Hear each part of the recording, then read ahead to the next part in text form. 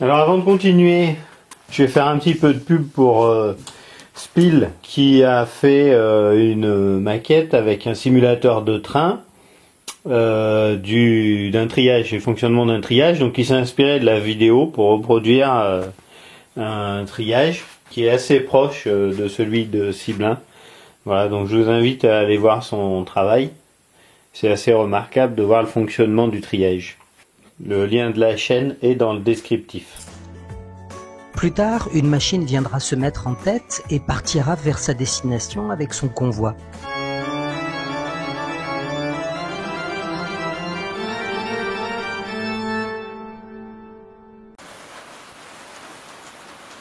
Alors maintenant, je vais vous parler un petit peu du travail des appuis-voix, un peu plus en détail. Donc on a dit ils sont deux de nuit.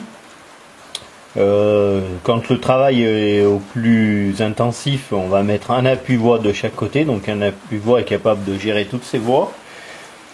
Donc son rôle, ça va être de veiller à ce que toutes les voix elles sont bien armées. C'est le nom qu'on emploie, c'est-à-dire que sur chaque voie du faisceau, il va placer un sabot d'enrayage en amont, bien en amont du garage franc, c'est-à-dire la limite à laquelle le train doit être arrêté. Donc le garage franc, en fait, il matérialise le point où les deux trains ne doivent pas dépasser, auquel cas ils risquent de se toucher. Voilà. C'est à l'approche des deux voies. Donc l'appui-voix, il s'assure que toutes ces voies soient bien armées. Mais en réalité, c'est un métier qui demande de l'expérience. Parce que il peut y avoir deux diesels qui appuient deux voies en même temps sur un même côté de faisceau. Donc un agent, il va s'occuper par exemple de ces deux voies. Dans la réalité, l'appui-voix se promène régulièrement le long de son faisceau et il visualise de mémoire la position des wagons sur chaque voie. Par exemple, à la voie 32, le premier wagon, il se situe à environ 100 mètres du garage franc. Il sait qu'il y a de la place. Alors, je vais vous montrer en réalité comment ça se passe. Donc le chef de DOT, qui se trouve en haut du poste, il s'aperçoit qu'à la voie 57, la voie 57 est pleine.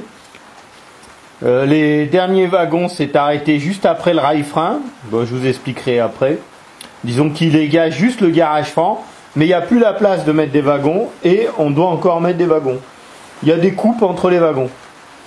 Donc il appelle le poste Y et lui ordonne d'envoyer un diesel pour venir appuyer la voie 57. Donc un diesel descend de la bosse en direction de la voie 57. Dès que le diesel arrive en queue du premier wagon, pour lui, il appelle le postu. Et il dit au postu, diesel 3, D3, 57, appui. Ou 57 en appui. Donc il renseigne donc le poste qu'il appelle, il s'identifie en disant quel diesel il est. Donc là ici, le locotracteur qui est destiné à la bosse, il s'appelle D3. Donc D3 ça signifie engin de manœuvre numéro 3 et D comme poste D. Il est attribué au poste D. Le D ne signifie pas diesel. C'est poste D. Donc D3, il appuie la voie 57. C'est juste un appui, on va appuyer les wagons. L'appui-voie, donc responsable de ces voies, va répondre au diesel en lui disant D3 c'est bon, tu peux laisser venir. À partir du moment où il lui dit tu peux laisser venir, ça veut dire que lui il a l'assurance que sa voie elle est armée, et donc le diesel ici va commencer à pousser les wagons. Donc il fait des coupes. Donc au début il va pousser tout doucement.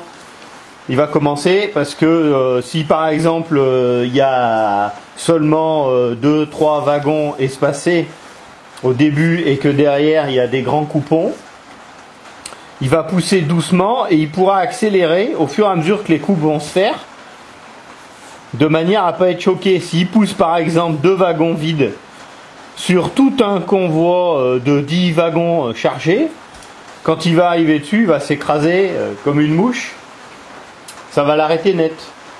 Donc en fonction du poids qui va pousser, il va pouvoir pousser plus ou moins vite.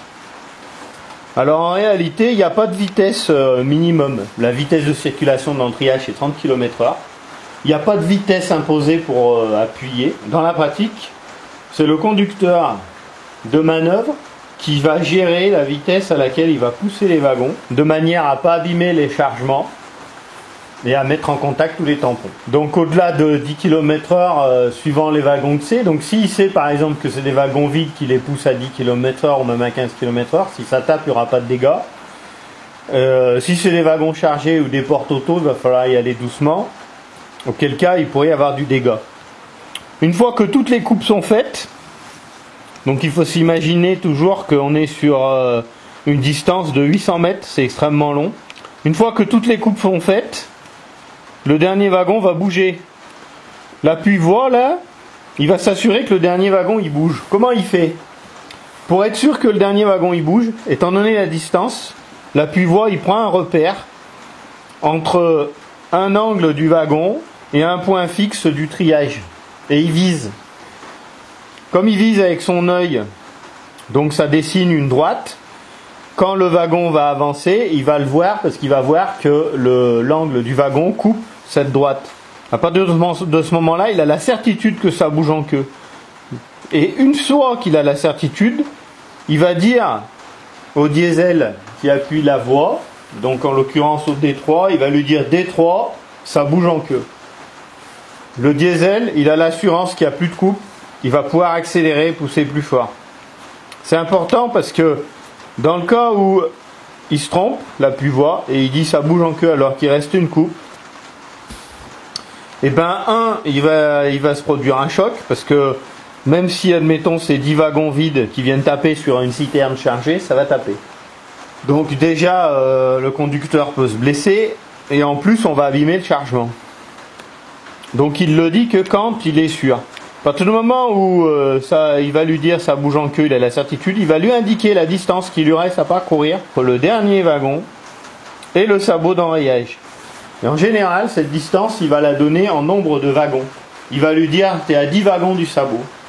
C'est-à-dire qu'il te reste 10 wagons pour arriver jusqu'au sabot. Alors évidemment, il y a des wagons qui sont plus grands que d'autres, donc ça va être une moyenne.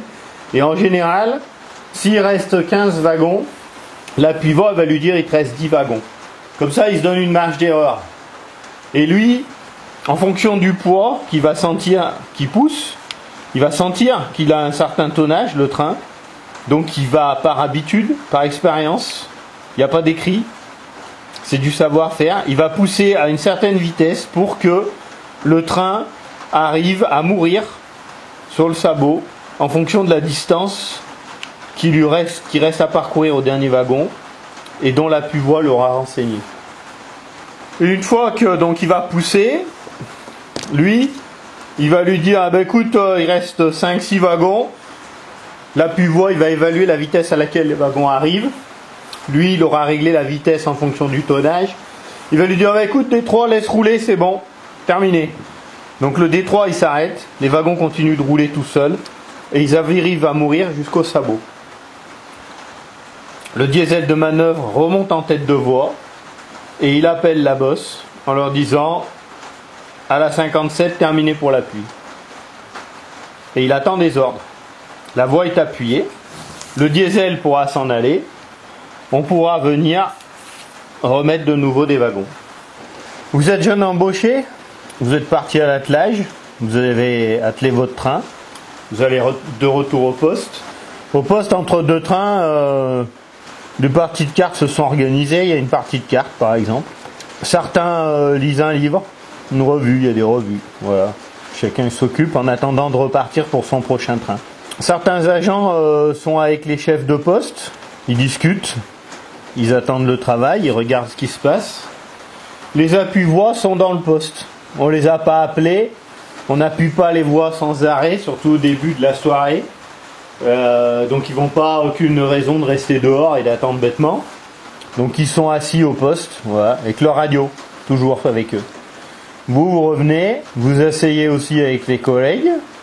Et là, la radio de l'appui-voix crépite et on lui dit le postu voix 50 en appui.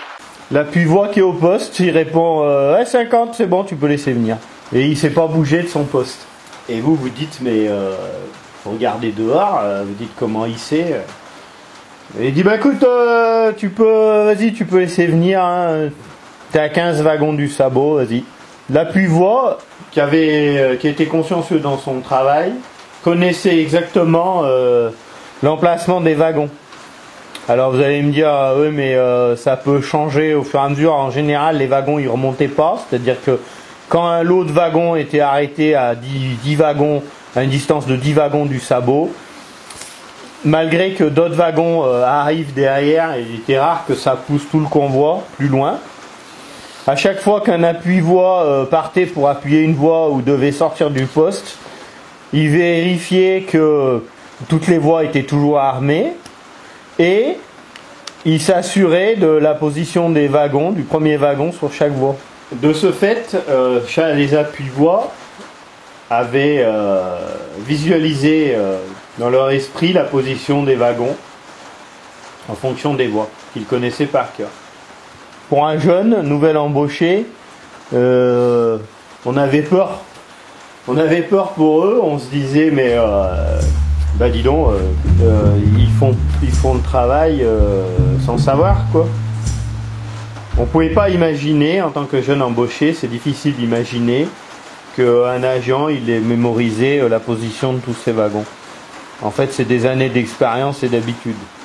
Donc là, le chef de manœuvre il vient d'être appelé pour aller au chantier, réparation, faire les manœuvres. Donc le chef du postu, il choisit un atteleur au hasard. Donc en général, on va par ordre d'ancienneté pour remplacer le chef de manœuvre. Donc il vous a choisi, vous qui venez juste d'être embauché. Et il vous dit voilà, le temps que le chef de manœuvre s'assente, c'est toi qui va gérer, qui va guider les manœuvres des appuis. Un diesel s'approche pour compresser une voie. Donc on l'a vu au début, donc compresser une voie, c'est-à-dire qu'il va mettre tous les wagons en contact, comprimer les tampons de manière à ce que les atteleurs puissent les atteler. Donc il va s'appuyer sur un sabot. Donc la voie est armée à l'aide d'un sabot. Donc dès que la roue du train monte sur le sabot glisse sur le rail. La roue du train continue à tourner et avec le frottement, ça freine, ça arrête le convoi. L'agent du diesel, une fois que le convoi est arrêté, il descend, il place un sabot de compression de l'autre côté du convoi et ainsi les wagons sont maintenus. Ce qui arrive parfois, c'est que les sabots ils sautent au dernier moment. Au moment où le wagon il roule dessus, s'il arrive trop vite ou il peut être déséquilibré, le sabot saute. Donc l'appui-voix, il faut immédiatement rearmer la voie, c'est assez dangereux. Parce qu'on se trouve proche des wagons qui roulent par inertie, donc il n'y a rien qui va les arrêter. Si on tombe devant, malheureusement. Là, notre appui-voix, il est prêt, sa voie est armée, donc il dit au diesel, c'est bon, tu peux laisser venir. Le diesel, il pousse tous les wagons jusqu'à ce que tous les wagons soient en contact. Il avance. Manque de bol, il calcule mal. Il arrive assez vite, peut-être un peu trop vite pour la charge qu'il y a que représente le convoi. Il pousse les wagons. Il pousse le sabot, donc l'appui-voix lui dit c'est bon, t'es sur le sabot, tu compresses. Le diesel il pousse, sauf qu'il a tellement pris de vitesse qu'il n'arrive plus à arrêter ses wagons. Les wagons continuent de monter. Si le sabot arrive dans l'aiguille, Ça peut arriver que ça déraille. Le wagon déraille, le premier essieu tombe à côté. Et la jeune appuie-voie, il vient de vivre son premier déraillement. Dans un triage, les déraillements de ce type étaient assez courants. C'était pas avec des grandes conséquences.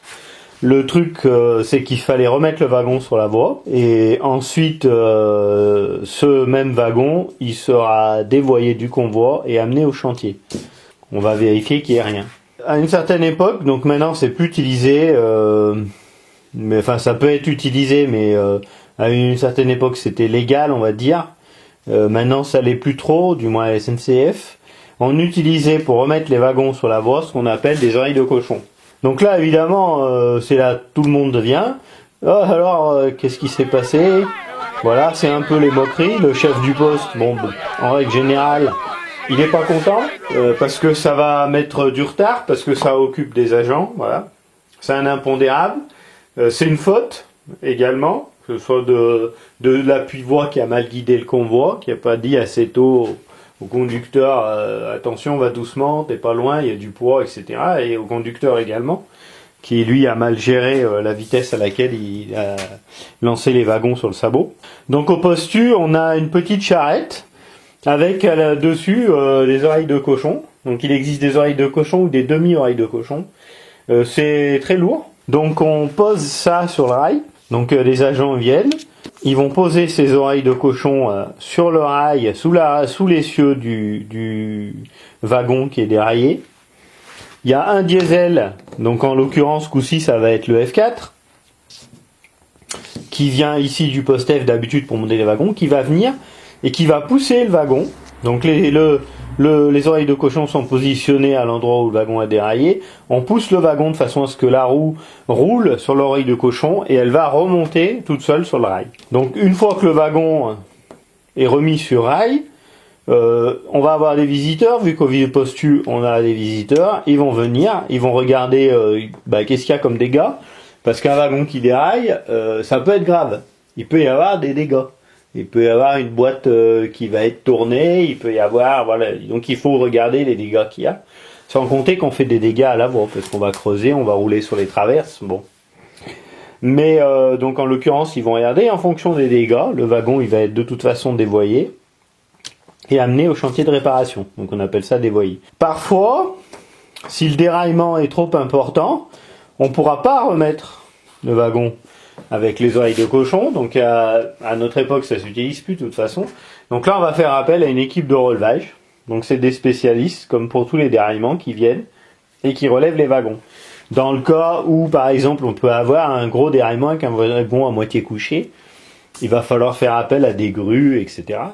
Les équipes de relevage, pour remettre les wagons sur place, sur le rail, ils vont se servir de vérins hydrauliques, montés sur des coussins, on va dire, à roulement à billes, de façon à pouvoir faire pivoter le wagon et le repositionner sur le rail. Donc ils le lèvent en mettant des vérins hydrauliques à des endroits bien précis, comme pour une voiture qu'on met sur le cric, et ensuite ils le déplacent, ils le remettent dans l'axe de la voie et le redescendent. Souvent, même quand un wagon déraille, les tampons de celui qui est derrière, ils s'entremêlent.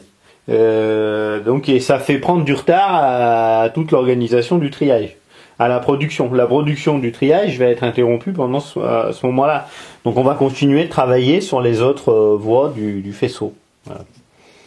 Donc voilà, vous avez vécu votre premier déraillement. À la suite de quoi vous allez recevoir une demande d'explication ou une demande de renseignement. Donc c'est-à-dire c'est un papier officiel, c'est un peu une punition. C'est-à-dire que c'est le chef de la gare qui vous demander par écrit des explications, en expliquant dans le détail qu'est-ce qui s'est passé et pourquoi. Et en fonction de vos explications, on va juger vos fautes. Et si vous êtes fautif, eh ben vous aurez une sanction qui peut aller jusqu'à des mises à pied. Donc il faut savoir qu'il y a plusieurs années, au début des années 70, peut-être jusqu'à les années 80, des agents payaient une amende pour chaque wagon déraillé. Il y avait une retenue sur le sol qui s'opérait systématiquement par wagon déraillé, puisque ça pénalisait la production. Donc voilà pour ce qui est du travail du postu. Passer toutes ces années à faire l'appui-voie, l'attelage, vous allez soit demander à intégrer un autre poste dans le triage, soit intégrer la réserve. Donc la réserve va vous permettre de parcourir tous les postes du triage et vous allez pouvoir connaître tous les travaux qui se trouvent dans le triage.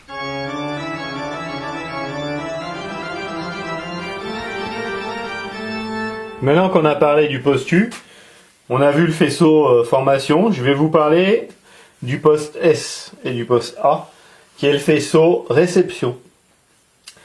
Donc au poste S, il y a plusieurs agents. Donc là, ce coup-ci, il n'y a qu'un seul chef. Le poste, techniquement, on va dire, c'est le même qu'au poste U. Les postes, ils sont à peu près tous construits sur le même modèle. Donc une grande baie vitrée pour avoir la visibilité sur ce qui se passe. Un petit aquarium devant dans lequel se trouvent les chefs. Et derrière, on va avoir des agents qui sont beaucoup moins nombreux qu'au poste U. Donc on peut être 2, 3. Un poste A également. Donc le poste A, c'est un grand poste. À l'époque où moi je l'ai connu, il n'y avait qu'un agent, il était tout seul. C'était pas un chef, c'était un agent. Donc les trains qui arrivent du nord, on l'a dit, ils rentrent sur toute cette partie du faisceau réception, ici, cette première partie, plus 2 voies de celui-là. Donc il y a 2 faisceaux en fait, de 14 voies, de 3 qui sont numérotées de 3 à 16. Donc toutes ces voies, plus 2 ici, les trains qui arrivent du nord, et les trains qui arrivent du sud, ils peuvent rentrer sur n'importe laquelle de ces voies. Donc le train qui arrive du sud, il va tirer jusqu'en tête de la voie, ici. De la voie du faisceau réception côté faisceau formation. Donc dans le sens où on est côté nord. Il tire jusqu'au bout. Un train qui arrive du nord, par la voie de circulation, il va rentrer dans le faisceau triage. Au milieu du faisceau triage, il va y avoir des pancartes distance, 300 mètres, 400 mètres, 500 mètres. Le conducteur, il est renseigné par sur la longueur de son train par un bulletin de composition. Si par exemple le conducteur il a un train qui fait 400 mètres, quand il va arriver à la pancarte 400 mètres, le conducteur du train, il s'arrête. De manière à ce que le dernier véhicule de son convoi se trouve le plus proche possible du garage franc côté nord. Ça, c'est une question de sécurité, on va dire, puisqu'après, il va falloir pousser ces wagons en bosse pour les faire descendre sur le faisceau formation, on a déjà vu. Donc c'est bien que le train, il arrive et qu'il soit arrêté côté nord du faisceau formation. Pour éviter, parce que si jamais il allait tirer trop loin, ensuite de se retrouver à faire rouler tous ces wagons qui vont être détachés. En plus, ces wagons, ils vont se balader dans le triage. S'il y a du vent, par exemple, et que les wagons sont détachés, ils se déplacent.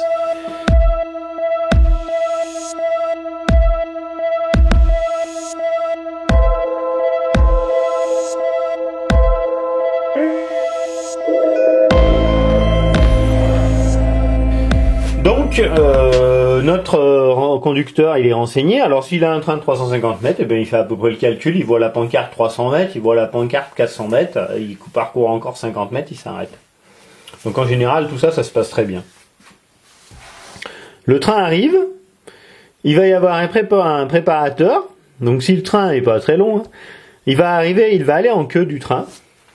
Et il va serrer les 3 derniers véhicules du convoi. Par exemple, admettons que c'est un convoi de 20 wagons. Il va fermer le robinet d'arrêt CG qui emmène l'air qui commande le serrage des freins. Il va le fermer entre les 3 derniers wagons, ce qui va provoquer le serrage des 3 derniers véhicules, puisque le train fonctionne sur un train en sens inverse, on va dire, d'un véhicule normal, c'est-à-dire que si on a une fuite d'air, le train se freine. C'est une question de sécurité. Donc pour freiner un train, il faut enlever de l'air, non pas en rajouter. De cette façon, quelle que soit l'intervention qui se produit, on va provoquer le freinage des véhicules.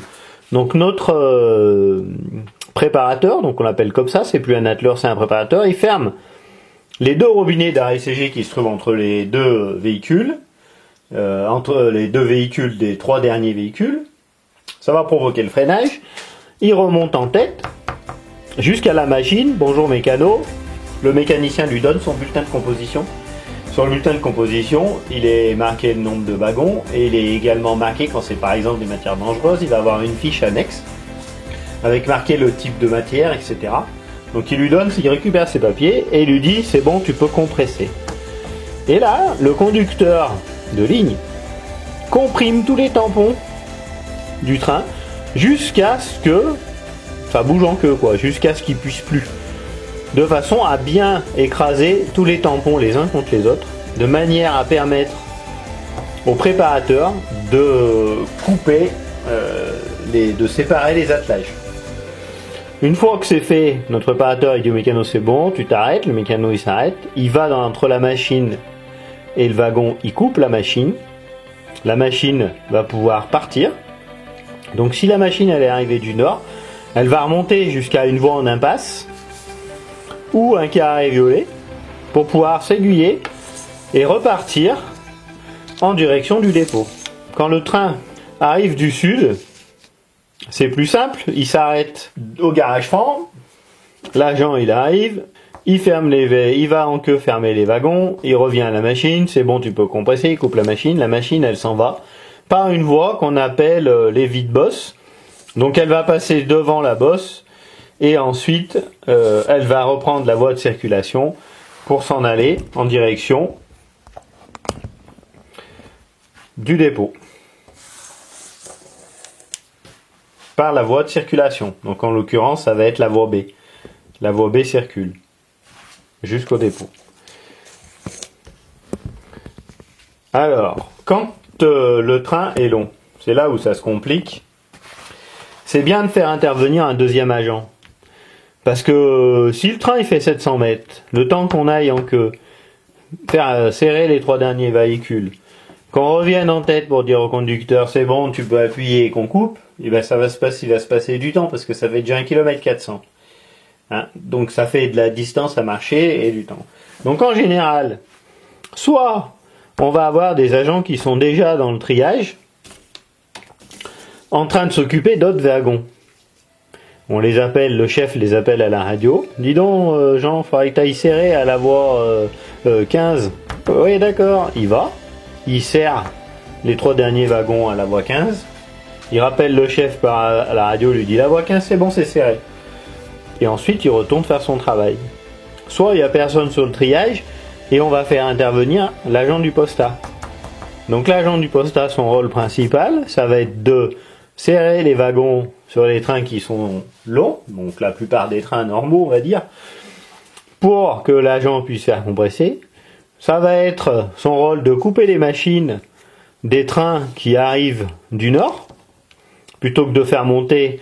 Donc là ça va être l'inverse, ça va être un agent du poste qui va venir, qui va serrer les 3 derniers véhicules, il va lui dire c'est serré, d'accord, lui il coupe, et la machine elle peut s'aiguiller pour repartir ensuite au dépôt. Ce qui peut arriver, c'est que le chef il vous envoie pour aller préparer les wagons, vous avez préparé le train, arrivé au bout, il vous fait pas rentrer au poste, il vous dit bah écoute il y a un train qui rentre dans un quart d'heure, 20 minutes là, donc tu vas attendre pour couper la machine.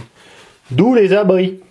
Ici on voit marqué abri, donc c'est des abris pour la pluie, c'est tout uniquement, il n'y a rien dedans. C'est des toutes petites cabanes situées dans l'entrevoie, donc elles font à peine 1 mètre de large. L'agent se met à l'intérieur et il attend que le train arrive. Et quand le train arrive, il pourra couper la machine ou serrer les wagons suivant le côté où il se trouve.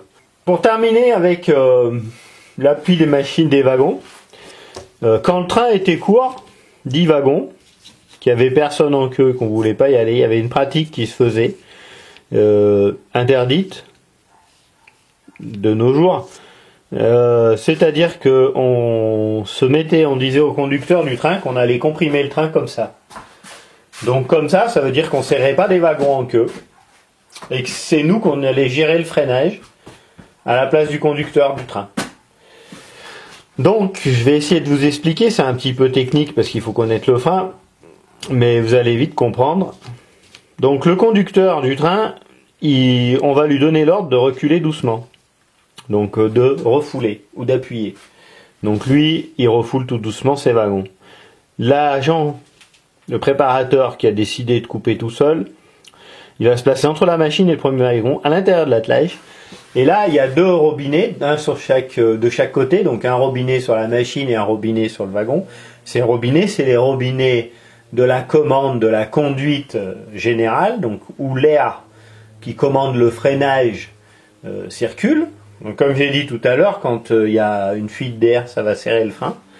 Donc notre atteleur, notre préparateur, il va se placer dans l'attelage entre le wagon et la machine, et tout en reculant doucement, tout en appuyant, pendant que le conducteur du train il appuie, l'agent de manœuvre, il va provoquer des dépressions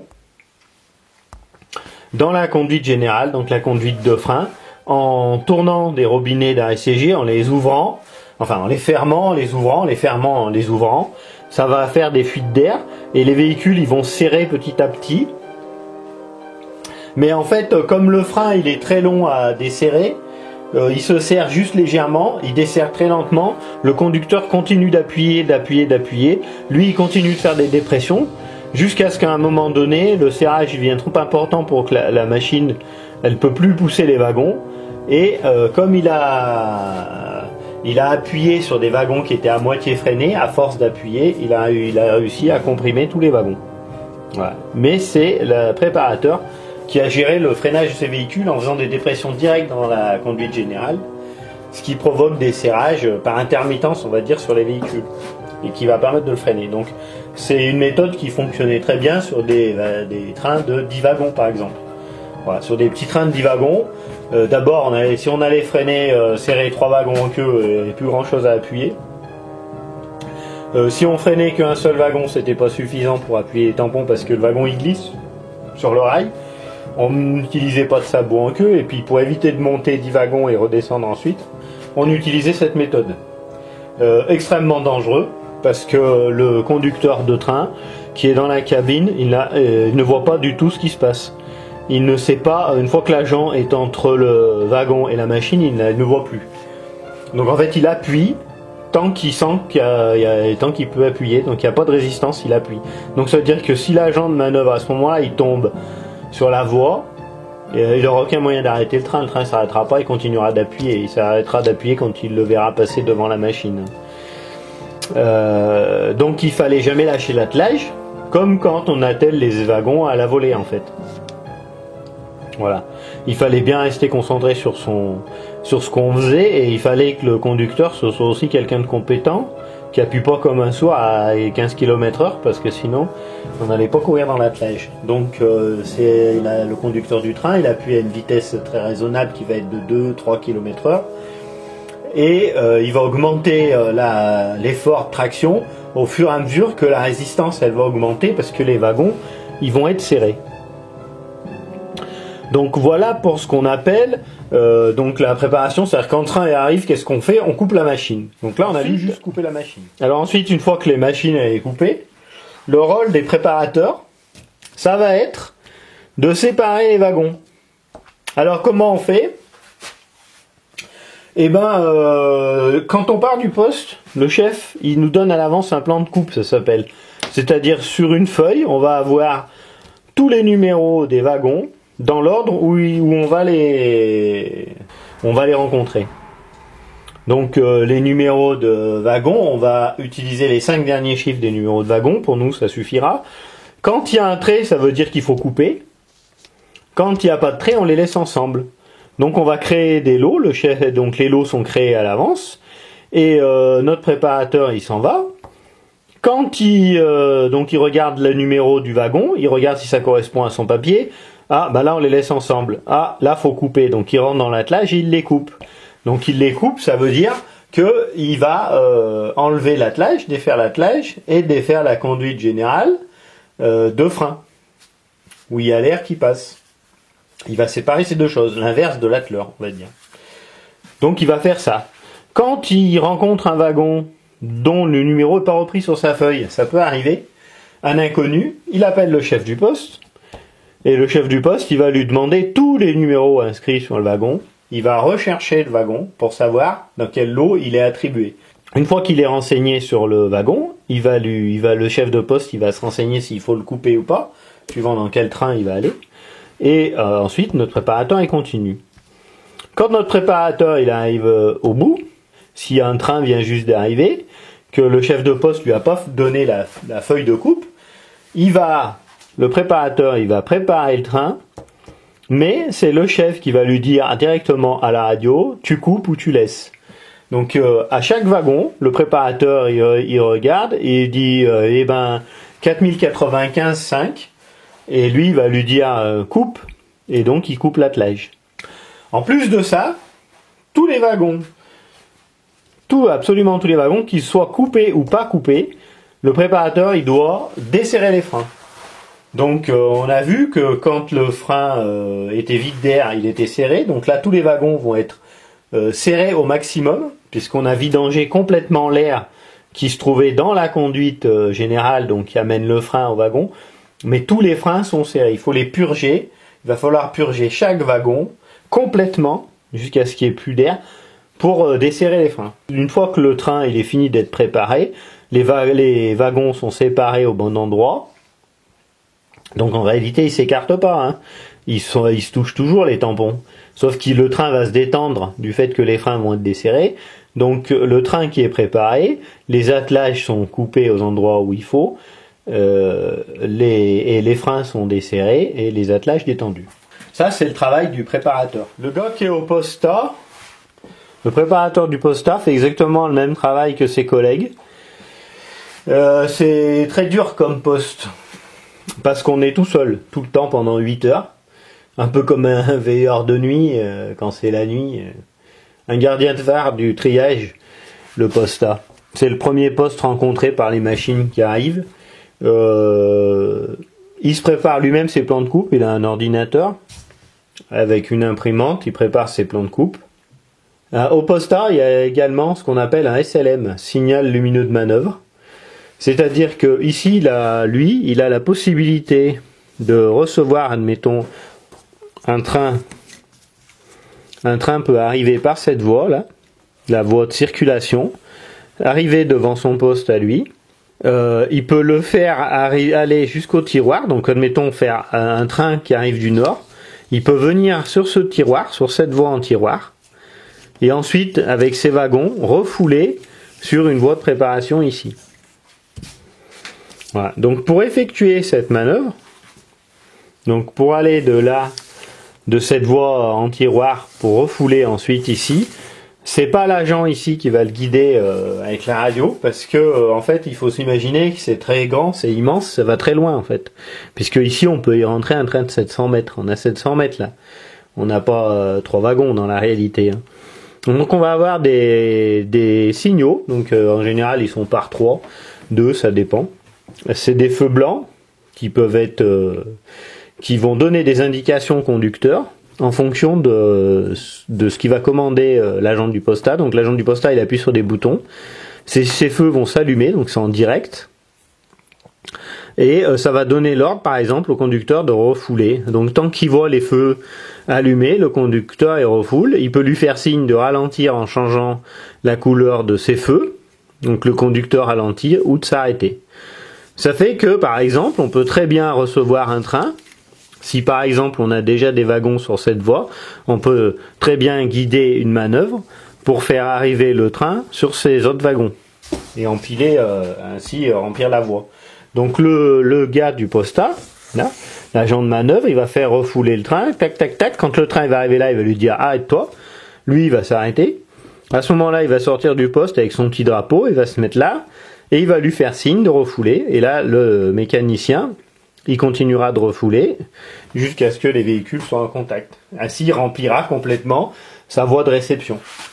C'est pour cette raison que le faisceau réception est beaucoup plus petit que le faisceau formation, puisque on dégage les wagons au fur et à mesure qu'ils arrivent. On les stocke pas comme au faisceau formation.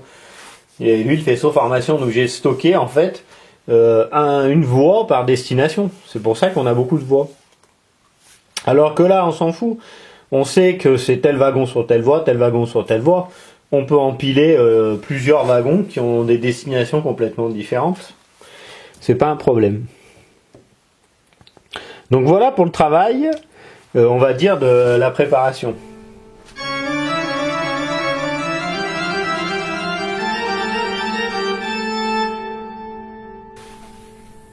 Alors maintenant qu'on a vu le poste S, donc le faisceau réception, on va parler du poste Y, de la bosse. Donc le poste Y, c'est un tout petit poste situé entre le faisceau réception et le faisceau formation. Donc le poste Y, il est là. C'est ce tout petit poste, c'est le centre un peu névralgique du triage. Il est placé sous la dot, le poste D ici, donc on appelle la dot, direction opérationnelle triage.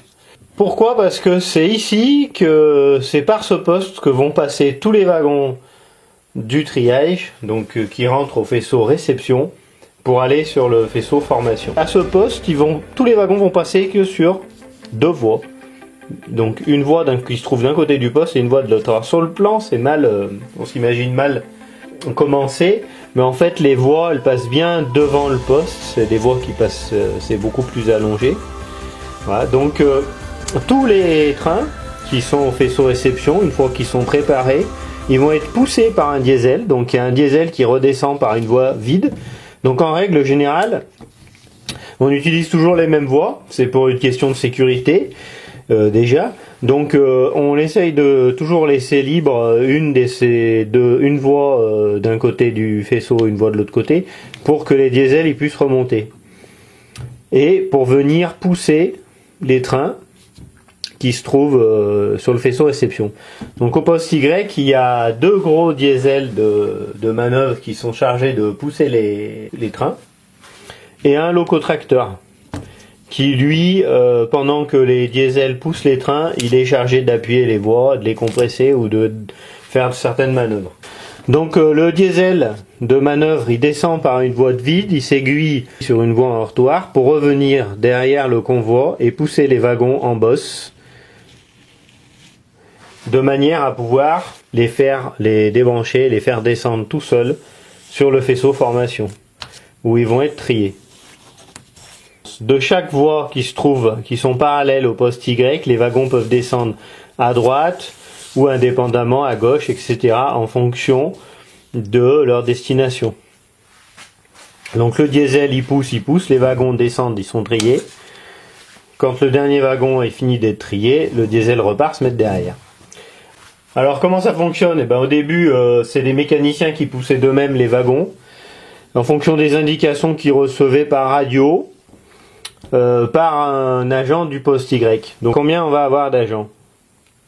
Au poste Y, on va avoir un chef de bosse et son adjoint.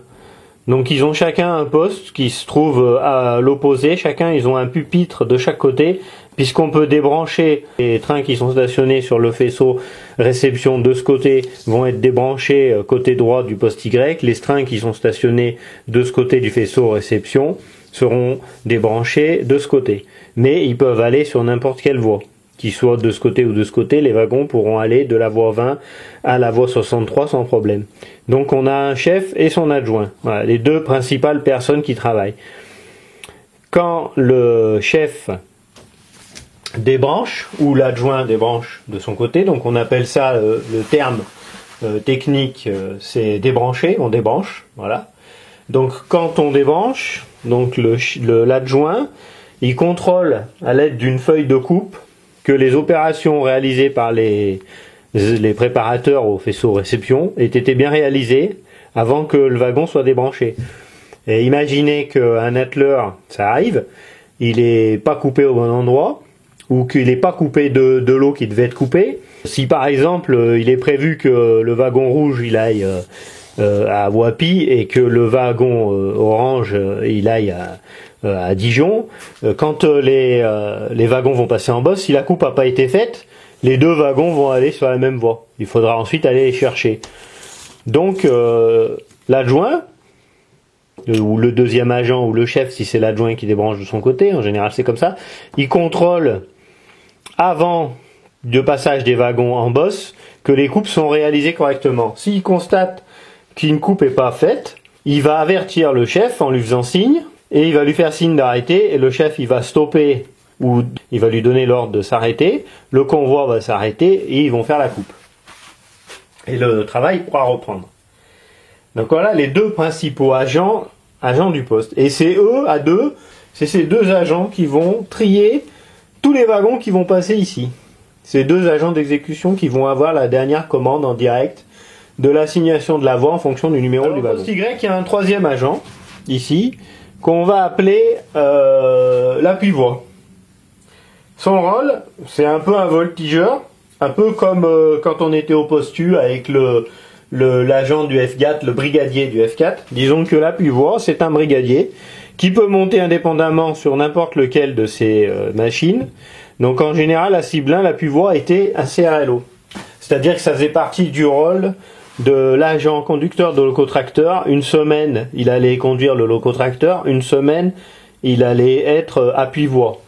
Donc en 3-8, dans n'importe quelle heure de cette journée. Quand il était appui-voie, son rôle était d'accompagner les machines quand cette dernière devait aller au triage, appuyer des wagons, ou compresser un train, donc il fallait mettre un sabot derrière, ou braquer, c'est-à-dire mettre les signaux de queue. Donc mettre les signaux de queue sur un train, ça s'appelle braquer. On dit on compresse braque le train, on l'appuie, on le comprime et on met les signaux de queue. C'était son rôle à lui. Son rôle à lui également, c'est que quand par exemple un wagon n'était pas tombé au bon endroit, on envoyait un diesel pour aller chercher ce wagon et lui montait avec le conducteur du diesel, de la machine de manœuvre. Il accrochait, donc il était chargé d'accrocher le wagon.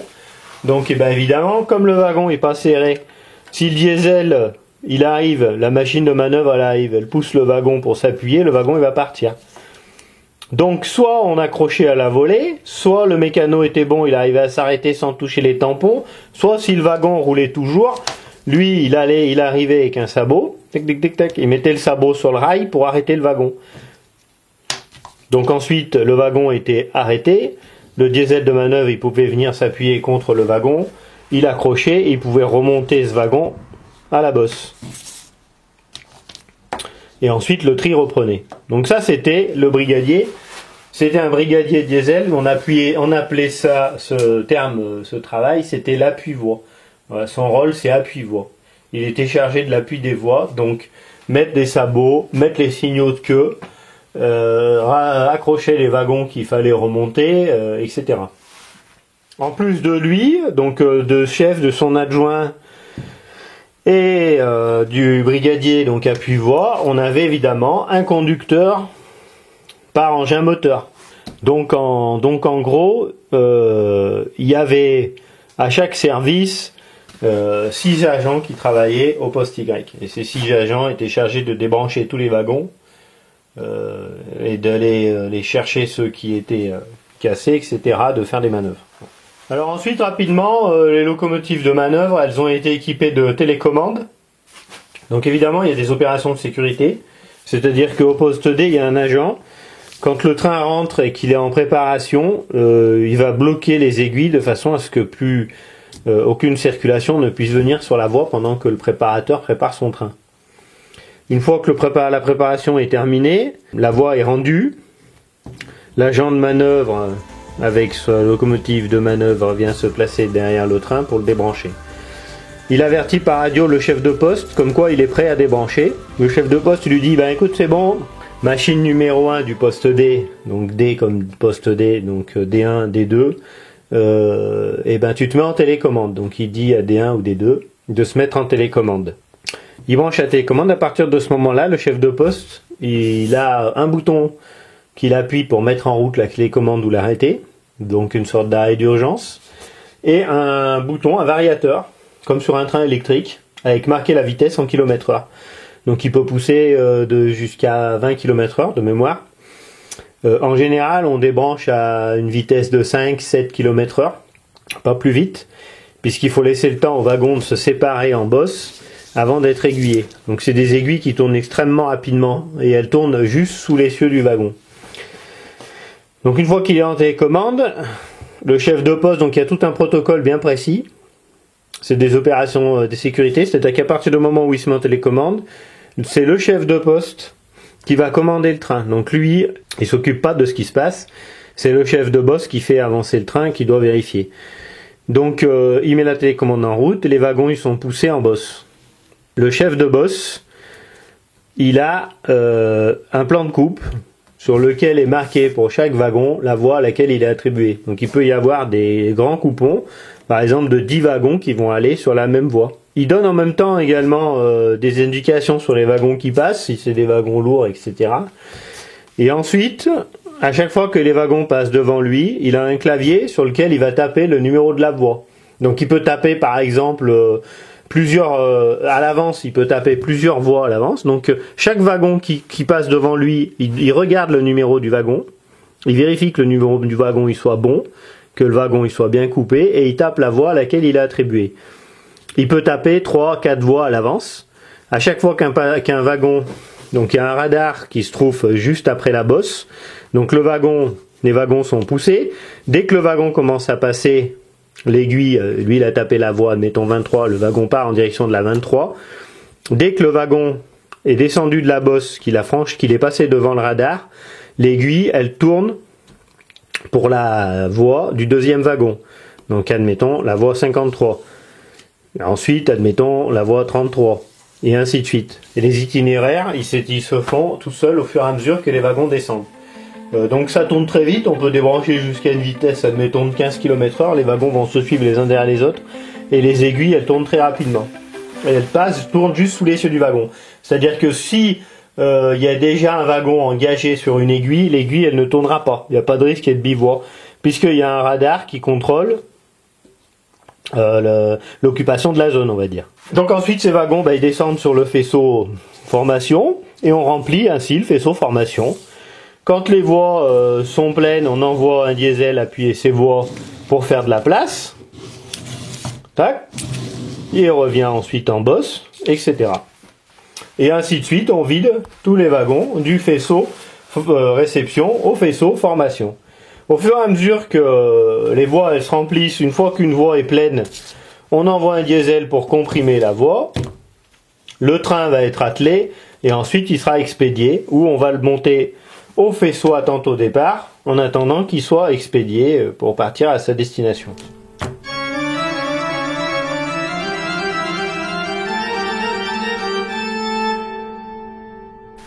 Alors tous ces wagons, ils descendent pas évidemment tout seuls, sans être contrôlés. On va les contrôler. Donc la bosse étant en hauteur, les wagons ils descendent par gravité et ils roulent tout seuls. Il faut savoir que jusque dans les années 80, on a utilisé ce qu'on appelle des enrayeurs. Donc c'est pas l'enrayeur, c'est pas matériel, c'est un homme.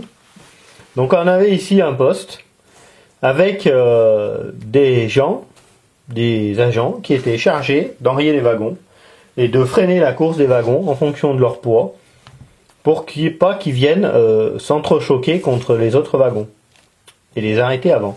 Alors comment on faisait? Ces agents étaient munis de sabots. Donc il y avait des sabots partout sur le faisceau qui se promènent. Ces agents, ils avaient aussi leurs sabots.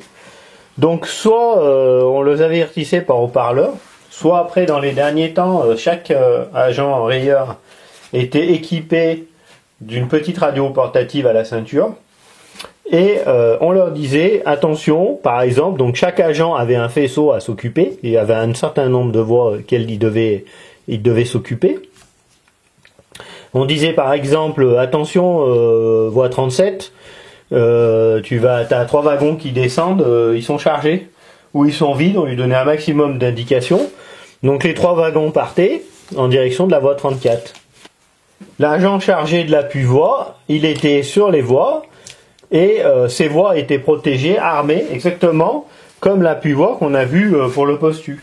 Donc il mettait son sabot en place et il le mettait à une certaine hauteur de façon à ce que les wagons, il essayait de calculer en fonction du poids et de la vitesse à laquelle les wagons arrivaient pour qu'ils soient enrayés et qu'ils venaient s'arrêter à mourir sur les prochains wagons.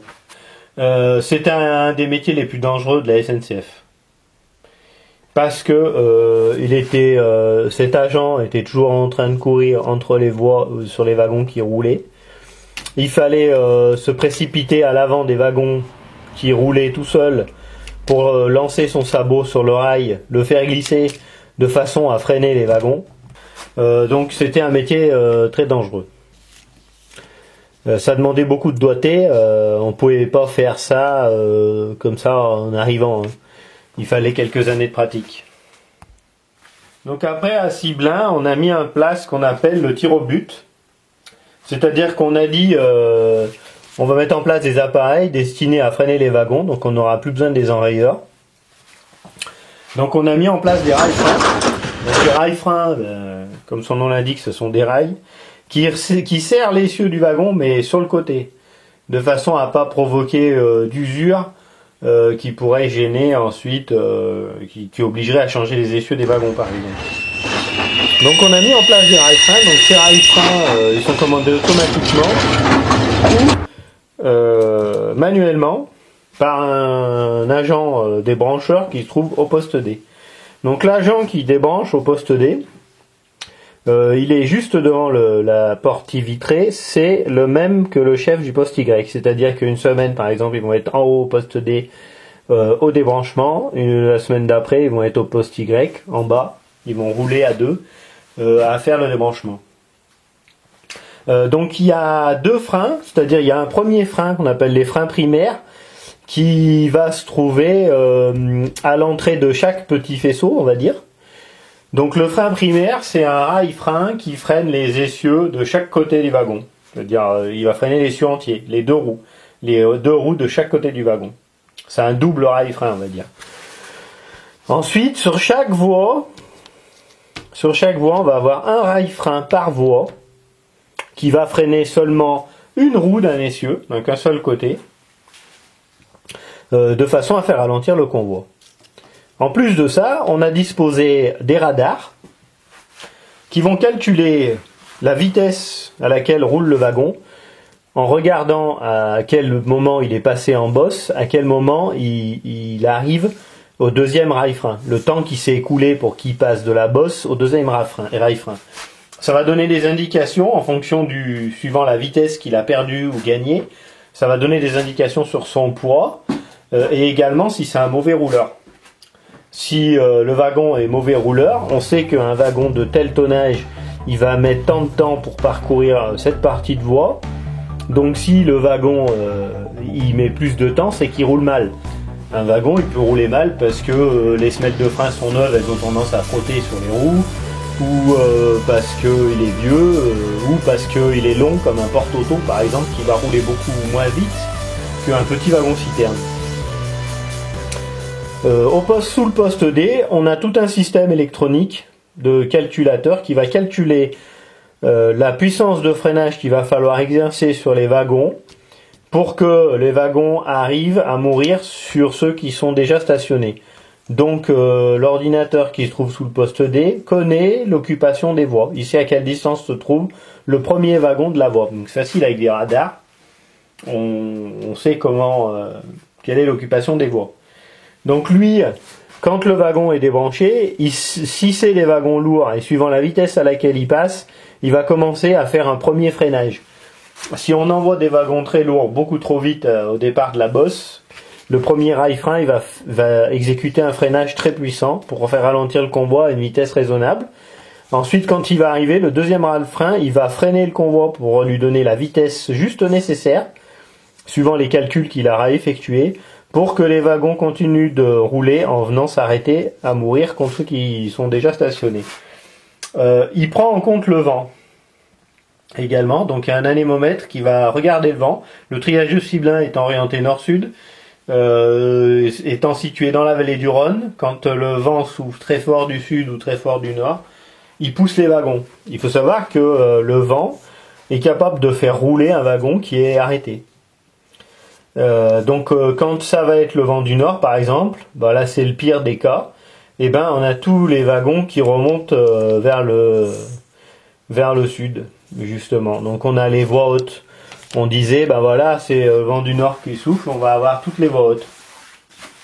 Donc il fallait constamment retourner appuyer les voies parce que les wagons remontaient. Et puis ils avaient du mal à descendre. Alors pourquoi ils remontent? On va dire c'est pas possible, mais en fait il faut bien penser que le faisceau formation, je l'avais dit dans la première vidéo, on appelait ça le trou. Donc ça fait vraiment un trou, c'est une cuvette. Alors à l'œil ça se voit pas, Mais en réalité, la voie, au niveau du poste U et du poste F, la voie elle remonte légèrement, de manière à éviter que les wagons ils s'en aillent, justement ça les freine. Mais du coup, ils auront tendance à repartir également. Alors ils repartent, mais pas de beaucoup, sauf que s'ils sont aidés par le vent qui souffle très fort, ils vont repartir beaucoup plus loin que ce qui est prévu normalement. Donc on a appelé ce système le tir au but, et c'est lui qui, grâce à des gros calculateurs, va régler la descente des wagons, leur vitesse, de manière à ce qu'ils viennent à mourir sur les convois. Secondo, on a le chef, pas le chef, l'agent chargé du débranchement, d'un table de débranchement, qui se trouve au poste D. Il a une action directe, il peut avoir une action directe sur tous les rails freins, y compris sur les aiguilles. C'est-à-dire que les aiguilles, elles donnent un itinéraire automatique en fonction de ce que le chef de boss leur a donné. Mais lui, il peut reprendre en manuel. C'est-à-dire que, admettons là, on s'aperçoit qu'une coupe n'a pas été faite. Les 2 premiers wagons descendent de la bosse. Le 3e est accroché après, on peut pas l'arrêter, c'est trop tard. Tous les wagons descendent de la bosse. Les wagons ils descendent. Donc on avertit le poste D, on lui dit ouais, il y a une erreur de coupe. Retiens les wagons. Donc le gars qui est chargé du débranchement, qui est à la table de débranchement au poste D, il va freiner les wagons, à les arrêter complètement. Il va les bloquer et il peut laisser son frein serré. Il le met sur serré, le frein il reste sur serré, il arrête les wagons complètement. Ensuite on va envoyer un diesel aller chercher ces wagons. Ça évite d'aller chercher les wagons beaucoup plus loin dans le trou. Donc quand ce genre de problème arrivait, le locotracteur ou un diesel de manœuvre, il remontait les 3 wagons en bosse. Et arrivé en bosse, donc soit l'appui-voie, soit l'adjoint du chef de poste, couper le wagon qui aurait dû être coupé, à l'endroit où il aurait dû être coupé, et ensuite le locotracteur pousser de nouveau ses wagons pour débrancher les wagons et les envoyer au bon endroit sur la bonne voie. Voilà. Donc au faisceau formation, dans le faisceau formation, on avait une voie. Donc là en l'occurrence c'était la voie 42 ou la voie 41, ou les deux, qu'on appelait la voie des vides. La voie de vide. On mettait sur cette voie tous les wagons qui n'avaient pas encore de destination. Alors, on appelait ça voie de vide, c'est pas forcément... en général ils étaient vides, mais bon. C'est des wagons qui n'avaient pas de destination. Pour l'instant on ne devait pas les reprendre, ou alors ils partiraient que plus tard. On savait pas où les mettre. Donc on les stockait sur cette voie. Une fois que cette voie elle était bien pleine, ou quand c'était le moment de le faire, donc en général elle était remplie, c'est une voie qui faisait plus de 700 mètres, on reprenait tous ces wagons pour les redébrancher une deuxième fois, une fois qu'on savait leur destination. Donc sur ces wagons, quand l'atteleur partait à l'attelage pour atteler ces wagons, on lui disait 42 les mailles. Les mailles, ça veut dire qu'il passait uniquement l'attelage. Il ne mettait pas les demi-accouplements qui servent au freinage, donc il mettait simplement les mailles, et c'est donc les attelages et détendus. Les manilles, elles devaient être détendues, complètement détendues. Donc il accrochait tous les wagons sans air, donc ils ne pouvaient pas être freinés, avec simplement la maille. Juste l'attelage détendu. Un diesel descendait du poste Y, il s'accroche sur les wagons, et ensuite on remontait tout ce train de wagons vides au faisceau réception pour le débrancher à nouveau.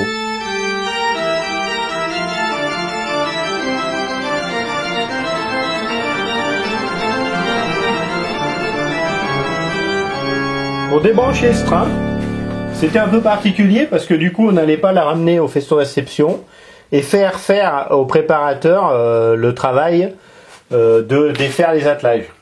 Donc pour pas leur faire défaire les attelages, parce que c'était une perte de temps, on allait servir d'un appareil qu'on appelle la perche et on allait débrancher à la perche. Donc il y a des triages à l'époque où il n'y avait pas le tir au but, on débranchait à la perche. Quand il y a eu le tir au but, il fallait que les atteleurs ils coupent complètement les wagons, donc ils défassent complètement les attelages, parce qu'on allait beaucoup plus vite au débranchement, on n'avait pas le temps de s'arrêter pour débrancher ni de ralentir, ça permettait d'aller vite. Alors en fait, le diesel pousse les wagons, et au fur et à mesure que les wagons avancent, l'agent chargé de débrancher, donc ça peut être soit l'aide du chef débrancheur, l'adjoint au chef débrancheur, soit ça peut être l'appui-bois qui le faisait. Il avait un plan de coupe, donc sur le plan de coupe, ben, comme pour la préparation, c'était marqué aux endroits où il fallait couper. Et également la voie sur laquelle ces wagons allaient être attribués, ça c'est pour le chef de boss, puisque lui ça changeait pas. Et à chaque fois que le wagon doit être coupé, on glissait cette perche entre les tampons pour venir soulever l'attelage et le faire sauter. Donc le train s'arrêtait pas et on travaille en même temps que le train avançait. Donc on débranche, en général on n'allait pas vite. Mais déjà, à la vitesse de 5 km/h, eh bien, il fallait pas se rater, sinon on courait après les wagons pour débrancher. Donc la perche, c'était un outil en carbone. Enfin, les dernières perches étaient en carbone, c'est un gros diamètre. C'est très résistant, c'est plein de caoutchouc, c'est conducteur du courant. Donc il faut savoir que tout est électrifié ici.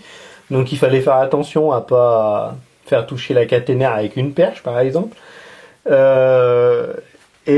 très physique. C'était un travail physique, des branchements à la perche, parce qu'il fallait faire sauter les mailles à chaque fois. Donc il y avait un coup de main à faire, il fallait savoir faire. Et ensuite, eh ben, ces wagons, on les envoyait sur les voies qui étaient attribuées au fur et à mesure qu'on les débranchait à la perche. Tac. Alors puisqu'on est dans les outils un peu spéciaux, donc comme la perche, je vais vous parler d'un autre outil. Qui peut ressembler un peu à la perche, mais qui s'utilise pas pour les mêmes fonctions. Il peut arriver dans le triage qu'on ait à bouger des wagons à la main. Alors j'explique dans les cas qui ont pu arriver, qui arriveront plus de nos jours, du moins pas à la SNCF puisqu'il n'y a pas assez de trafic. Par exemple ici, on a une voie de service où on pouvait entreposer des wagons. Donc on pouvait très bien, par exemple, mettre un seul wagon pour décharger du matériel, d'un particulier par exemple. C'était à l'époque où on faisait du wagon unique. Voilà, donc sur cette voie par exemple en impasse, c'est déjà arrivé. Et un autre exemple, c'est au chantier. Au chantier réparation, comme on a dit déjà tout à l'heure, une fois que les wagons ont fini d'être stockés au chantier réparation, on va fermer les aiguilles pendant que les agents du chantier y travaillent pour pas qu'il y ait de risque de wagons viennent les percuter. Du coup, si les agents du chantier de réparation ont besoin de déplacer les wagons, ce qui arrivait obligatoirement, ils se servaient en général d'un petit tracteur avec lequel ils venaient pousser les wagons. Donc en fait c'était un genre de Fenwick avec une grande planche en bois devant et il s'appuyait sur les tampons du wagon pour venir les déplacer. Sauf qu'avant l'utilisation de ce type d'engin, puisque donc il ne pouvait pas faire circuler un loco à l'intérieur, de même que sur l'embranchement, on n'avait pas forcément un locotracteur à disposition pour venir bouger les wagons. Donc s'il fallait bouger un wagon, ne serait-ce que pour dégager un sabot par exemple, ou faire rouler un wagon, par exemple le wagon a été stocké, manque de bol, il faudrait qu'on le décale de 10 mètres, parce que pour pouvoir le décharger correctement sur une plateforme par exemple. Et ben on faisait appel à un outil qui s'appelait lance-P.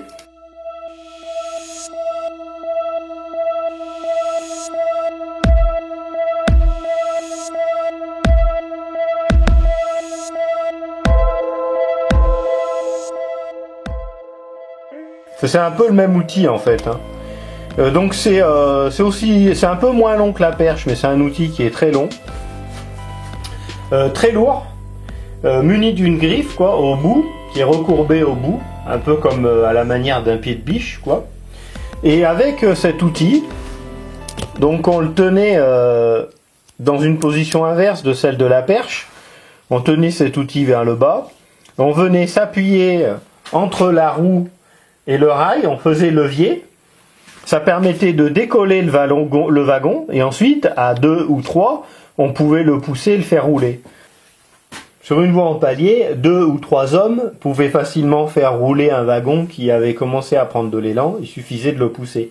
Évidemment, un wagon, par exemple, à essieu, allait être beaucoup plus facile de le déplacer qu'un wagon à bogie. En général, un wagon à bogie, c'était pas la peine d'y compter. Genre une citerne chargée, non, déplacez pas ce genre de wagon. Ça allait plutôt être un wagon fermé ou un wagon plat à essieu qu'on allait pouvoir déplacer. Donc en général, avec un chargement léger à l'intérieur, ça pouvait être des meubles pour des personnes qui déménagent, par exemple. Voilà, on faisait ce genre de transport. Voilà. Donc cet outil qui maintenant n'est plus utilisé et qui va se perdre, qui va disparaître des mémoires,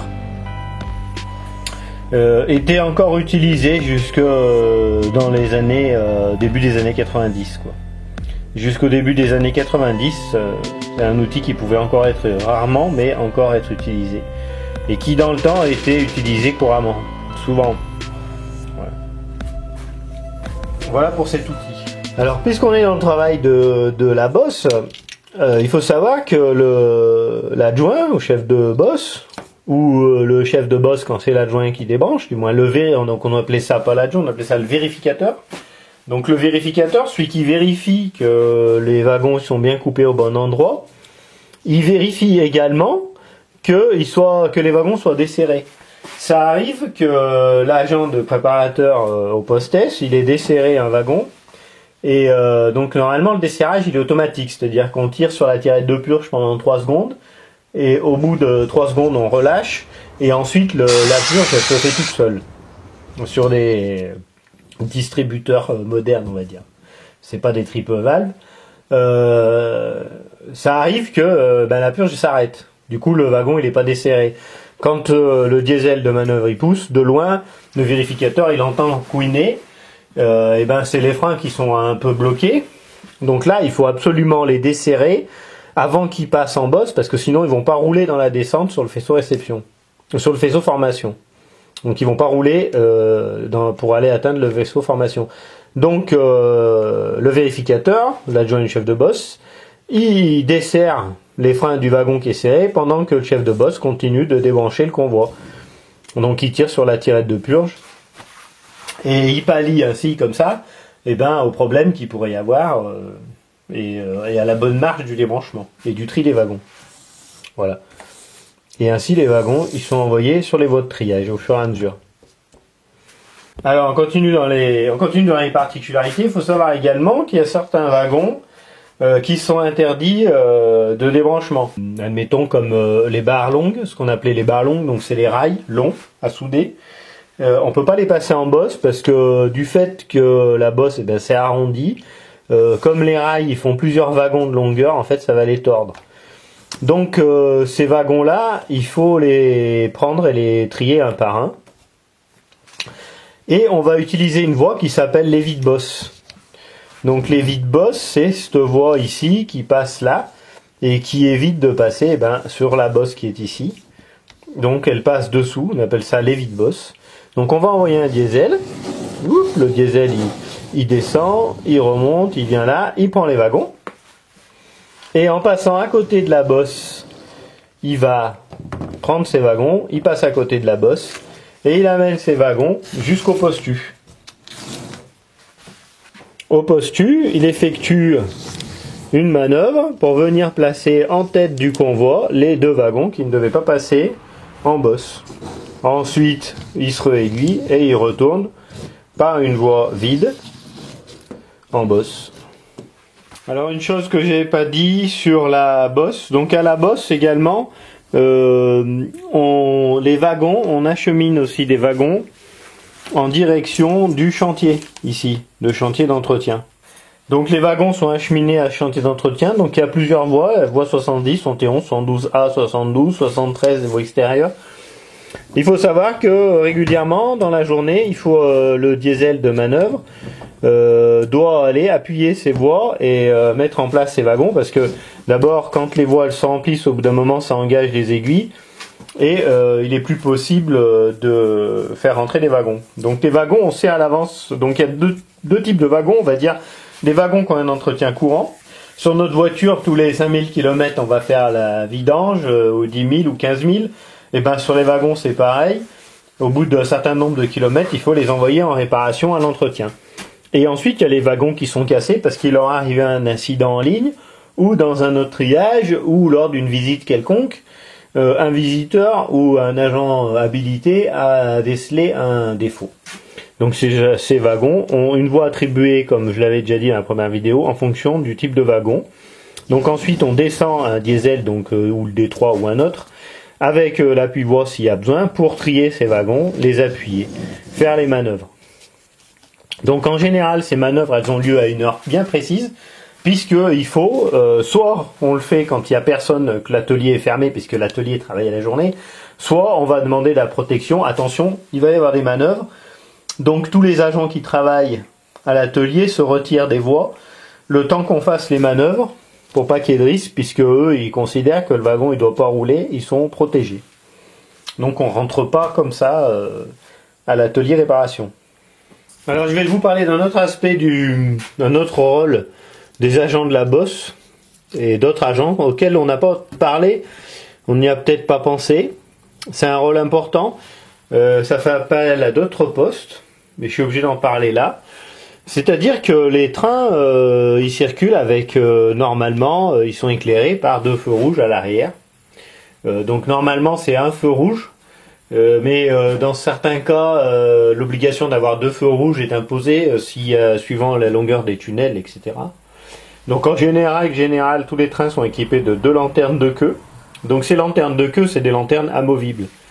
C'est-à-dire que quand un train arrive, donc admettons ici un train un train de ligne rentre sur le faisceau réception, le préparateur, une fois qu'il a terminé sa préparation, ou avant qu'il la commence, suivant le sens où il va prendre le train, il doit retirer les lanternes de queue et les accrocher sur des supports lanternes de queue qui se trouvent sur les wagons. Sur les wagons, on a des petits crochets à chaque extrémité du wagon et de chaque côté. En fait, ces crochets, on accroche les lanternes de queue. Quand le train monte en bosse, le vérificateur, qui est l'aide du chef de bosse, récupère ces lanternes et les stocke à la bosse. Donc il récupère ces lanternes de queue. À ce moment-là, c'est à ce moment-là, ici, à ce poste, que sont récupérées toutes les lanternes de queue des trains. Quand on va former des trains dans le trou et qu'on va les comprimer, on va réutiliser ces lanternes de queue que l'on va venir placer en queue des trains. Sauf que certains trains vont partir par le nord, certains trains vont partir par le sud. Il va arriver un moment donné où on aura trop de lanternes de queue à la bosse. Donc on va faire appel à un poste c'est le poste du facteur. Donc il faut savoir que dans tous les triages, dans tous les grands domaines comme ceci, il y avait un agent qui était chargé de distribuer le courrier. Donc on appelait ça le facteur. Cet agent était aussi chargé d'apporter des commandes des agents à la maison. Donc par exemple notre jeune embauché qui maintenant est à la réserve, et il ne connaît pas ses journées de travail à l'avance. Donc le facteur vient et frappe à sa porte pendant ses temps de repos et lui donne sa commande pour les jours suivants. En même temps, ce facteur, quand il passait en bosse, il venait ici et il récupérait les signaux qu'on lui avait demandé de récupérer, les signaux qui restaient, qui étaient en plus, donc à une certaine heure. Et ces signaux, il les emmenait ensuite à la lampisterie. Donc la lampisterie, ça n'a pas changé, ça a toujours porté le même nom.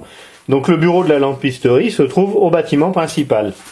Donc ici au bâtiment principal, il y avait un poste qui s'appelait la lampisterie. Donc ce poste, il pouvait récupérer les signaux, lui ici. Ceux qui étaient grillés, cassés, qui fonctionnaient pas, étaient stockés. Les autres étaient redistribués sur le triage, donc ou au poste U, pour aller braquer. Donc braquer les trains, c'est-à-dire mettre les feux rouges en queue des trains qui s'en vont vers le sud. Ou alors on les donnait pour le faisceau attente au départ. Le poste de la lampisterie était tenu par un cheminot à l'époque à Sibéen, donc il y en a eu plusieurs. Ce dernier avait eu une jambe coupée. Donc comme il ne pouvait plus tenir 2 postes suite à sa prothèse, on l'avait mis au poste de la lampisterie. Il gérait le matériel. Donc il faut savoir que dans un triage, l'entretien du triage est effectué par les agents de manœuvre. C'est-à-dire que, par exemple, les passages planchéiers, ils sont peints en blanc. Tout ce qui doit être visible, qui représente un obstacle à la SNCF, est peint en blanc. Et ben, c'était les agents de manœuvre. Donc, nous étions commandés sur une journée, à la journée, donc c'est-à-dire une journée normale, pour quelqu'un de normal, 7h midi, par exemple, 13h, 17h.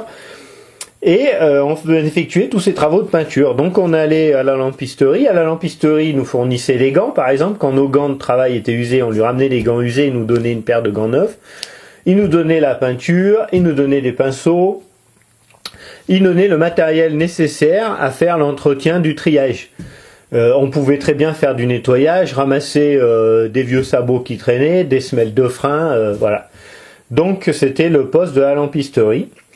Et le facteur qui distribuait, donc qui venait au bâtiment principal, il récupérait le courrier qu'il allait ensuite distribuer dans tous les postes. En même temps, il ramassait des signaux, des phalos, pour les trains, des fanaux. Il pouvait amener, par exemple, au cabinet médical, des poches de sang, ou des analyses sanguines, etc. Donc c'était une personne qui faisait l'office de liaison dans tout le triage.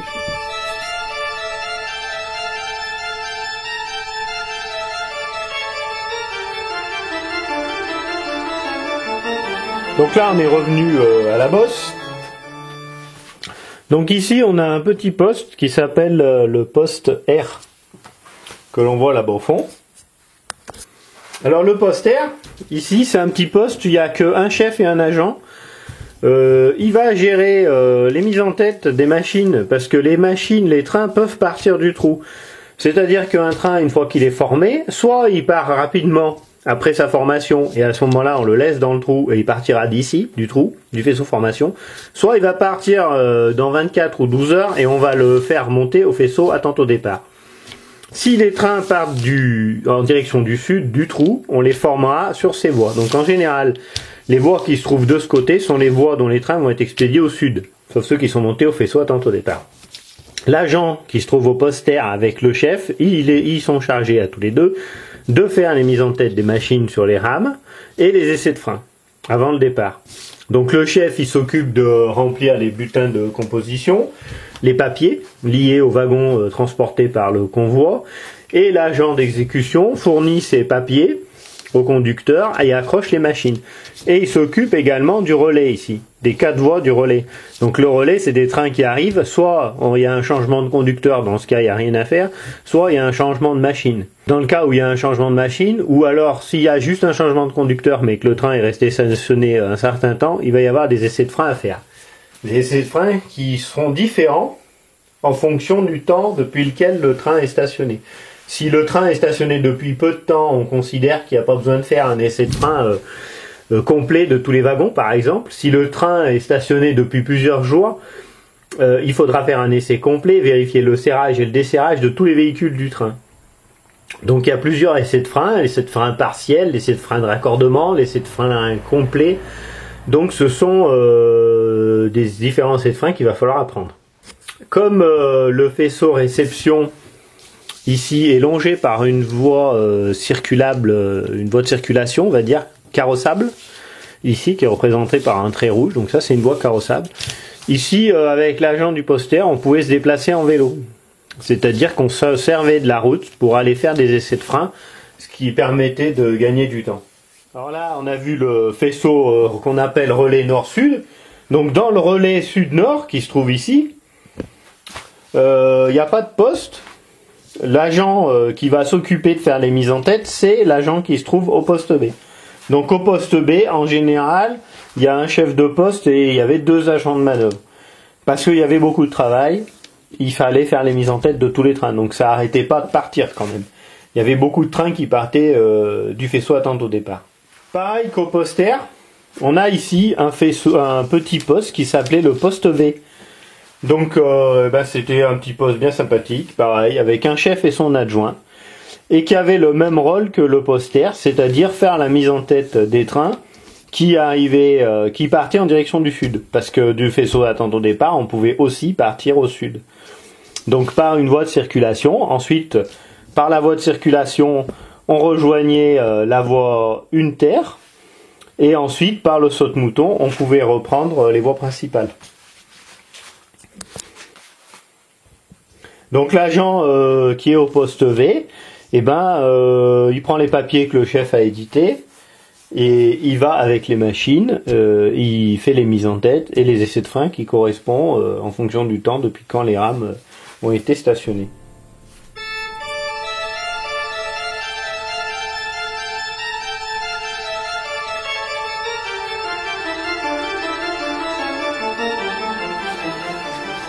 Donc le travail au poste B consiste à faire la mise en tête des machines. Donc les machines arrivent du grill. Elles viennent par une voie de circulation, donc c'est la voie B circulation. Elles vont sur une voie en impasse pour revenir ensuite faire la mise en tête sur les wagons. Donc le chef du poste B prépare les papiers, donc ce bulletin de compo, l'ARCOMP. Il faut savoir que tout est informatisé à cette époque déjà, assez tôt. SNCF, ça a été tout de suite informatisé dès que ça pouvait fonctionner. Donc dès que le train s'en va, on envoie l'ARCOMP, ça s'appelle, c'est-à-dire la composition du train avec la numéro des wagons à son triage de destination. Dès que le train s'en va, le triage de destination reçoit le bulletin avec la destination de chaque wagon, puisque un train il peut être trié plusieurs fois avant d'arriver à sa destination finale, sur un embranchement privé. Donc c'est le rôle du poste B. Alors j'aime pas bien parler de ça, mais il y a eu un mort à Ciblin, il y en a peut-être eu d'autres, mais il y en a eu un heurté par une machine, ça s'est passé justement au poste B. Un des agents du poste B est sorti du poste pour atteler une machine. Quand il est revenu en direction du poste, il y avait plusieurs trains qui se trouvaient les uns à côté des autres. Et il n'a pas vu la machine F4 qui remontait justement du faisceau formation avec un train arriver. Donc la machine F4 elle lui a roulé dessus. Ce jour-là, on a mis en place les ceintures de visualisation jaunes qui n'existent plus maintenant, qui sont plus homologuées maintenant, parce qu'elles étaient propres à la SNCF. Avec la mise en place de l'Europe, il a fallu uniformiser, donc maintenant les cheminots portent tous des gilets orange. Donc et avant c'était des ceintures de visualisation jaune, ce qui n'aurait rien changé puisque de toute façon le conducteur du F4 il voit pas ce qu'il y a devant son train, il voit devant son train mais à une distance assez loin, comme sur tous les trains. Et de toute façon, il n'aurait pas pu s'arrêter avant, donc il n'y avait aucun moyen d'éviter. Donc ça s'est passé dans les années 90, début 90, fin 80, cet accident. Pour rappeler que ces accidents, ils étaient courants, c'était la nuit, il y a la fatigue, on traverse les voies. Ça faisait partie, et ça fait partie du métier de cheminot. À l'époque où il y avait beaucoup de circulation, c'était extrêmement courant, les accidents, et c'était quelque chose qu'il fallait vraiment avoir en tête parce que le risque était vraiment important.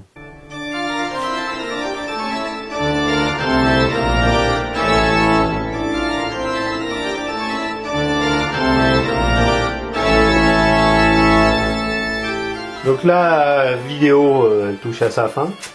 Je vous ai expliqué tout le fonctionnement du triage dans les détails avec à peu près tous les postes. Vous avez pu remarquer sur le plan, ça se voit pas, mais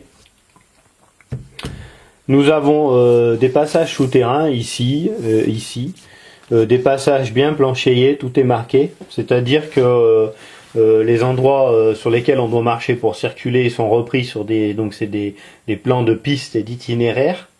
Donc les pistes elles peuvent être carrossables, c'est-à-dire qu'on peut rouler en voiture, soit pour les secours ou pour circuler quand on en a l'autorisation évidemment, ou en vélo. Et les autres pistes doivent être à emprunter quand on est à pied, et sauf s'il y a impossibilité évidemment, puisque la plupart du temps on se déplaçait en dehors des pistes quand on était dans le triage. On n'allait pas remonter à l'attelage, prendre une piste pour redescendre, donc on coupait toutes les voies. Bon, parfois on le faisait, ça dépend. Donc le triage, comme un triage de Ciblin, c'est vraiment un réseau à part entière, c'est-à-dire qu'il a ses propres voies de l'équipement qui vont gérer l'entretien des rails, des aiguilles. On a un service électrique qui va s'occuper de tout ce qui est électricité, donc les signaux, etc., l'éclairage. Il subvient à ses propres besoins. Donc on a vu tous les postes, je pense pas en avoir oublié. Maintenant, l'époque que je vous ai retracée est une époque qui a complètement disparu. Tout ce qu'on pourrait trouver, ce sera loin de la vérité. Il faut savoir qu'à Ciblin, ça travaille plus en 3/8. Donc la nuit, on n'entendra plus chanter les rails-freins. Je crois pas, pour conclure cette vidéo, je dirais que je pense pas que on faisait pas notre boulot moins bien que les autres. On faisait pas mieux non plus. Je pense pas qu'on méritait la publicité qui a pu nous être faite, parce que chacun faisait en sorte que le boulot il soit fait. Même si on était payé à l'heure, pour nous le but c'était de finir le travail et de partir une fois que le travail était fini, et inversement si le travail était fini, on partait. On n'a jamais fait des choses qui auraient pu gêner la production, au contraire. On donnait parfois plus que de nous-mêmes. On était soudés. On était très soudés entre ouvriers. J'ai beaucoup de copains qui sont maintenant plus là, avec qui j'ai travaillé. Et sur toutes les images du film que vous avez pu voir et que j'ai mis dans cette vidéo, du film tourné, j'allais dire en noir et blanc, le plus vieux des films, parce qu'il y en a deux. Il a été tourné la dernière année avant que je parte de Ciblin. Donc tous les gens que vous pouvez voir sur ce film, ce sont mes collègues de travail. Ce sont tous les gens avec qui j'ai travaillé. Voilà. Je voulais faire ce film pour deux raisons. Je voulais faire ce film, premièrement, pour expliquer le fonctionnement d'un triage, en expliquant vraiment comment ça se passait, les détails qu'on trouvera nulle part, qui vont se perdre dans l'histoire, et en même temps pour rendre hommage à tous ces agents qui ont travaillé ici et qui voulaient simplement faire leur travail. Ils avaient l'impression de servir à quelque chose, de faire quelque chose pour leur pays, je dirais, et puis qui s'imaginaient pas que tout cela allait disparaître, parce que pour nous, le souci, on se disait, et on parlait que de l'attelage automatique, parce qu'on pensait que tous les wagons seraient équipés de l'attelage automatique, et que ça tuerait le travail des préparateurs, des atteleurs. En fait, on était loin du compte, puisque c'était complètement utopique, et au final, ça aurait pu que arranger les qualités de vie, puisque c'est un travail qui était proche du travail de mineur en termes de difficulté. L'attelage, c'est un des travails les plus durs que j'ai pu voir. Quand on considère qu'il se fait à tous les temps, hein, donc et à toutes les saisons, qu'il n'y a pas de il n'y a pas ici d'histoire de Noël, de jour de l'an.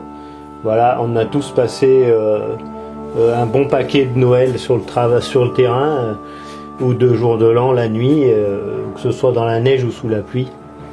Et c'était le quotidien, et je pense aux ceux qui avaient la cinquantaine passée, et ben pour eux c'était quand même quelque chose de vraiment dur, parce qu'à 50 ans passés, travailler le soir de Noël dans la neige ou sous la pluie, ou alors en pleine chaleur, en plein été, quand il fait 40, et dans le triage, où il n'y a pas d'ombre, où il n'y a pas de végétation, où il n'y a que du ballast et des wagons métalliques chauffés à blanc, et ben il faut le faire pour s'imaginer ce que c'est. C'était pas quelque chose de facile, vraiment pas. Ajouter à cela les risques, et une fiche de paye qui était rien d'extraordinaire, à part que c'était peut-être un truc de genre 100 € au-dessus du SMIC. Évidemment, ajouter à ça les primes de nuit, voilà. Et c'est tout, il n'y avait pas d'autres primes, hein. Prime de nuit, prime de dimanche, quand on travaillait le dimanche, Voilà, c'est tout. Ça se résumait à ça. Donc j'avais une pensée, je voulais rendre hommage à tous ceux qui ont travaillé là, parce que à l'heure actuelle, c'est vrai que ceux qui travaillent toujours, Ciblin fonctionne encore, ce qu'ils font c'est aussi dur, et c'est pas le travail que nous faisions. Il n'y a pas l'esprit qu'il y avait. C'est une page qui a été tournée, peut-être qu'un jour ça reviendra, je sais pas. Mais en attendant, tout ça a disparu. Il y avait un potentiel énorme à Ciblin. C'est-à-dire qu'il faut savoir que le triage de Ciblin, c'est 80 km de voies. Réunis, c'est 80 km de voies. C'est énorme. On était capable de produire d'une production énorme. Voilà, l'État en a décidé autrement, les politiques en ont décidé autrement. C'est pas les cheminots qui ont tué leur train, bien au contraire. Nous, on voulait que ça dure, on voulait en faire plus. Quand on travaillait à la bosse, on se disait, on faisait des concours entre nous, entre celui qui allait faire le plus de wagons possible. Bien sûr, on n'y pouvait rien, les trains arrivaient, il fallait qu'on les débranche. Mais on totalisait, on marquait sur une feuille, tiens voilà, aujourd'hui on a trié 700 wagons, aujourd'hui on en a fait 800, et puis une autre équipe, elle en faisait 900, et voilà, on s'amusait avec ça. Notre but c'était de faire passer ces wagons et de les expédier le plus vite possible, le mieux possible. Alors il est arrivé beaucoup de choses, il y a beaucoup d'anecdotes que je pourrais raconter, que j'ai pas raconté là. Parmi les anecdotes les plus drôles, on va dire qu'un jour on a fait tomber une Cadillac dans le triage. Parce que sur les portes auto, on choquait régulièrement, les wagons étaient choqués, ça arrivait malgré le tir au but qu'on choque, surtout lors des appuis. Bon, un jour, une Cadillac qui était chargée sur un wagon, le wagon était tellement heurté fort que la Cadillac elle est tombée sur les voies. Et comme on était bien embêté parce qu'on pouvait plus faire circuler les wagons, il y a un agent du postu qui a été. Donc c'était un chef qui a démarré la voiture et qui l'a sortie par les voies en roulant. Donc il a roulé sur les voies tout le long pour revenir traverser les autres voies pour la sortir du triage parce que la Cadillac était par terre. Donc à l'époque on s'embêtait pas, on n'allait pas appeler les grands chefs, faire un relevé, etc. Ça aurait été le branle-bas de combat. On démarrait la voiture, donc il faut savoir qu'il y avait des clés sur les voitures qui étaient cachées mais on savait où elles étaient. Donc on l'a démarré, on l'a sorti des voies. C'est des choses qu'on peut dire maintenant puisque il y a péremption. Le coup de la Cadillac, c'est quelque chose, voilà. Donc si vous avez des questions, n'hésitez pas à laisser des commentaires, à poser des questions, j'y répondrai volontiers. Si vous voulez développer ou que je développe de certains sujets plus précisément, je le ferai. Si vous voulez que je vous explique précisément des itinéraires pour vous aider à des réalisations ou pour simplement comprendre certaines choses, je le ferai aussi. Voilà. Et sinon c'est terminé pour cette vidéo et ces explications.